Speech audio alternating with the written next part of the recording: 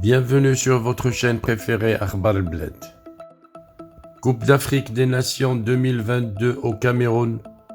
Djamal Belmadi, le sélectionneur qui s'avère plus populaire que le président algérien. Avant d'entamer le sujet, n'oubliez pas de vous abonner à votre chaîne préférée Akhbar El-Bled. N'oubliez surtout pas de cliquer sur la cloche pour être sûr de recevoir toutes les notifications à chaque fois qu'il y a du nouveau sur la chaîne. Bonjour. Depuis son arrivée à la tête de l'Algérie en septembre 2018, Djamal Belmadi a su redresser les Fennecs au point de leur offrir la victoire à la CAN 2019 et une impressionnante série d'invincibilité de 33 matchs avant le début de la Coupe d'Afrique au Cameroun. Il est au sommet de sa popularité. Avec les Fennecs, le sélectionneur reste sur une impressionnante série de 33 matchs consécutifs sans défaite, record africain en cours, avant d'entamer la Coupe d'Afrique mardi 11 janvier face à la Sierra Leone. Sous sa houlette, la sélection algérienne a retrouvé sa force, car lorsque Djamal Belmadi a débarqué sur le banc en septembre 2018, l'Algérie était au fond du trou. Après leur heure de gloire en huitième de finale lors du Mondial 2014, les Fennecs ont plongé dans l'instabilité. Ils ont connu 6 entraîneurs en 5 ans et se sont complètement manqués à la CAN 2017 avec une élimination dès le premier tour. Djamal Belmadi va remettre de l'ordre. Il a tout simplement changé l'état d'esprit. Il avait beaucoup de problèmes de vestiaire avant qu'il arrive. Il a écarté des joueurs qui se pensaient indispensables et renouvelé la sélection avec des joueurs sur lesquels personne ne misait. Djamal Belmadi est devenu indiscutable en charnière centrale. Youssef Blaili a eu des incidents de parcours dans sa carrière, mais il est aujourd'hui le moteur offensif de l'équipe. Riyad Mahrez peut marquer à tout moment, mais c'est Blaili le moteur. Très vite, Djamal Belmadi, ancien joueur du PSG et de l'OM, affiche ses principes, rigueur, franc-parler, discipline. Il demande un engagement fort de ses joueurs pour les Fennecs, à l'image du sien au début des années 2000. Il avait fait un choix très fort en optant pour l'Algérie. À l'époque, peu de joueurs franco-algériens choisissaient les Fennecs. Les relations entre la Confédération africaine de football, les clubs, les joueurs et les sélections étaient encore pires que maintenant. Il faisait partie des rares joueurs à se sacrifier pour la sélection. Aujourd'hui, en tant que sélectionneur, il demande la même chose à ses joueurs. Il n'y a pas de demi-choix. C'est pour cela que quand Andy Delors demande à être exempté de la CAN, cela ne passe pas.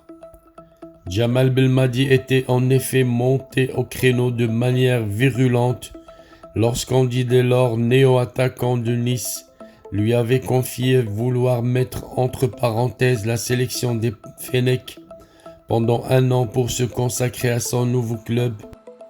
Natif de Champigny-sur-Marne, en région parisienne, Djamal Belmadi a été formé au PSG avant de rejoindre pour plusieurs années l'Olympique de Marseille. Il a également évolué dans d'autres championnats comme l'Espagne et l'Angleterre, où il a joué en Manchester City, mais aussi au Qatar. C'est un milieu offensif technique, aimant provoquer balle au pied. C'est un peu le prototype du joueur maghrébin, un vrai joueur de ballon. 2 coups de sang en mars 2001 lui ont également forgé une réputation de mauvais caractère. Lors d'une lourde défaite face à l'Égypte, il jette son maillot algérien, goûtant peu au fait d'être remplacé, rebelote 1 semaine plus tard au Vélodrome, lassé par les insultes du public qui vit mal de voir son équipe lutter pour le maintien. Il jette ses chaussures aux spectateurs. Reconverti en entraîneur à la fin de sa carrière de footballeur, Jamal Belmadi fait ses armes au Qatar. Il a d'abord entraîné Al Duhail, ex-Lakhouia, puis gravi les échelons pour la sélection nationale de l'Émirat, Ghaziya en 2014. Il s'assagit un peu sur le banc de touche. Il est très amical avec ses joueurs en dehors du terrain, mais une fois sur la pelouse, il n'y a plus d'amitié. Il est professionnel et exigeant. Il ne laisse rien passer.